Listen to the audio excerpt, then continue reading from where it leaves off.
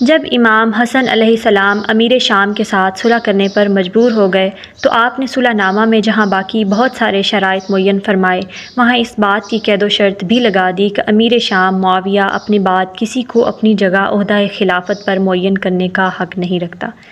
امیر شام سے صلح کے بعد آپ دارالخلافہ کوفہ کو چھوڑ کر مدینہ واپس چلے گئے۔ اگرچہ امام معاویہ نے روز اول سے ہی صلح کے تمام شرائط کی خلاف ورزی کرنا شروع کر دی تھی، لیکن پھر بھی اسے امام حسن سے اس بات کا خطرہ لاحق تھا کہ آپ اسے یزید کے لیے اسلامی حاکم کے عنوان سے بیعت نہیں لینے دیں گے اور اس راہ میں ضرور رکاوٹ کھڑی کریں گے۔ اسی وجہ سے امیر شام نے امام حسن علیہ السلام کو اپنے راستے سے ہٹانے کی کوشش شروع کر دی۔ معاویہ کی قاتلانہ سازش یہ تھی کہ اس نے یہ طے کر لیا تھا کہ پوشیدہ طریقے سے امام حسن کو قتل کر دیا جائے۔ اپنے اس ارادے کو پورا کرنے کے لیے اس نے 4 منافقوں کا الگ الگ انتخاب کیا۔ ہر ایک سے کہا کہ اگر تم نے حسن بن علی کو قتل کر دیا تو میں تمہیں 2 لاکھ درہم اور شام کا فوجی افسر بنا دوں گا، اور اس کے علاوہ اپنی بیٹی سے تمہاری شادی کر دوں گا۔ امیر معاویہ نے جن انعامات کا اعلان کیا تھا انہیں حاصل کرنے کے لیے ان سب نے حامی بھر لی۔ معاویہ نے ان سب پر جاسوسی مقرر کر دی اور جو پوشیدہ طریقے پر ان کی کارکردگی کی رپورٹ معاویہ کو بھیجتے رہتے تھے۔ امام حسن کو اس سازش کی خبر ہو گئی۔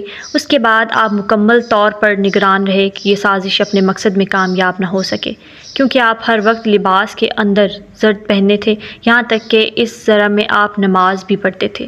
آخر ایک سازشی نے حالت نماز میں آپ پر تیر چلا دیا، لیکن اس ذریعہ کی وجہ سے تیر کا زخم بدن پر نہ لگا۔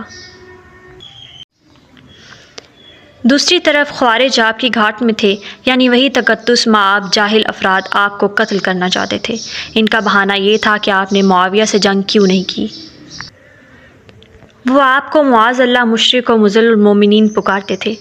انہیں خوارج میں ایک جراح بن سنان نامی شخص نے سابات میں سر راہ امام حسن کا لجام و فرس پکڑ لیا اور تلوار سے آپ کو اس طرح مارا کہ ران کا گوشت شگافتہ ہو کر تلوار استخوان تک پہنچ گئی۔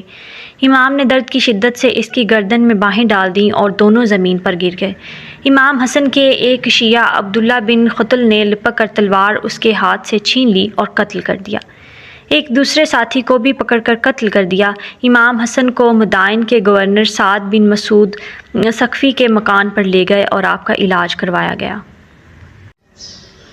جعدہ بنت اشعث امام حسن کی زوجہ تھیں۔ معاویہ نے اسے 1 لاکھ درہم بھیجا اور پیغام بھیجا کہ اگر امام حسن کو زہر دے دو گی تو تمہاری شادی اپنے بیٹے یزید سے کر دوں گا۔ جعدہ نے معاویہ کی یہ پیشکش قبول کر لی اور امام حسن کو زہر دے دیا۔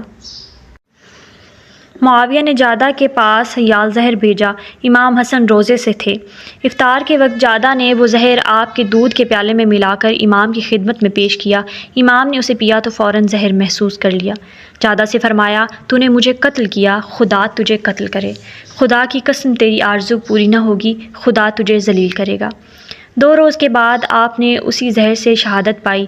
معاویہ نے جعدہ سے جو قول و اقرار کیا تھا اسے پورا نہ کیا، یزید سے اس کی شادی نہیں کی۔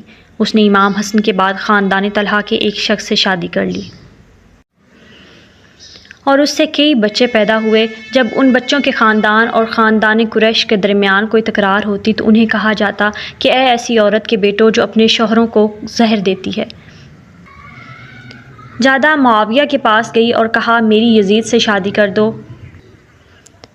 اس نے جواب دیا، تیرے جیسی عورت جب حسن بن علی سے نباہ نہ کر سکی تو میرے بیٹے یزید سے کیا نباہ کرے گی۔